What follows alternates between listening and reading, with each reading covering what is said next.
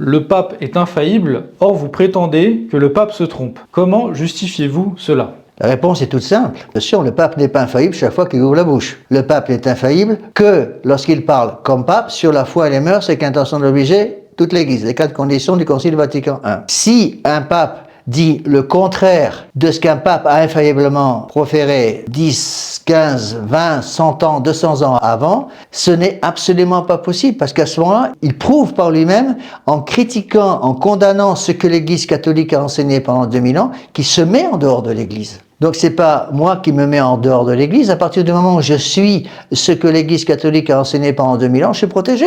Si au contraire, je me mets à suivre quelqu'un qui se prétend pape et qui sciemment s'oppose à ce que l'Église catholique a toujours enseigné pendant 2000 ans, c'est lui qui a un problème, c'est pas moi. Et donc ça montrerait que cette personne n'a pas l'infaillibilité et du coup qu'elle n'est pas pape. Si quelqu'un qui se prétend pape se trompe en matière de foi et de mœurs, dans un domaine dans lequel il est infaillible, en principe, il y a un problème.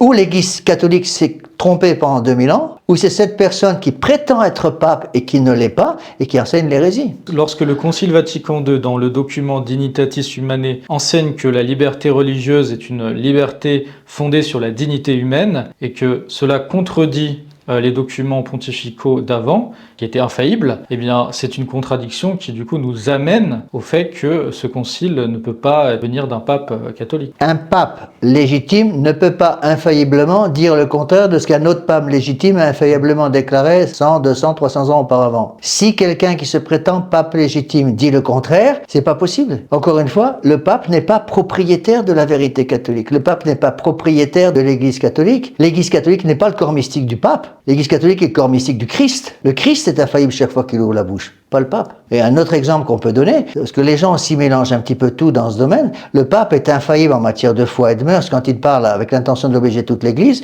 mais le pape n'est pas impeccable. Impeccable dit sans péché. 2 êtres humains sans péché, c'est la très sainte Vierge Marie et notre Seigneur Jésus-Christ, point. Donc le pape peut pécher contre la foi. C'est pour cela qu'il y a à Rome un poste qui auparavant était très important, qui était tenu par un vieux cardinal, le poste de confesseur du pape. Donc le pape a besoin de se confesser comme tout le monde, et même encore plus que tout le monde. Parce que justement, il doit avoir une âme particulièrement pure à cause de sa fonction de chef de l'Église ici-bas sur la terre. Donc quand vous dites que le pape se trompe, en réalité vous dites que cette personne qui se prétend comme pape, en fait c'est un imposteur et qu'il se trompe justement parce qu'il n'est pas pape. Quand je dis que le pape se trompe, je dis les 260 papes pendant 2000 ans d'Église jusqu'à la mort du pape Pie XII en 1958 ont toujours enseigné la même chose. Il n'est pas possible que quelqu'un qui se prétend pape dise le contraire. Si celui qui se présente comme pape actuellement dit le contraire de ce que les autres papes ont dit, c'est que l'Église s'est trompée pendant 2000 ans. Ce n'est pas possible. Puisqu'il n'est pas possible que l'Église se soit trompée en matière doctrinale pendant 2000 ans,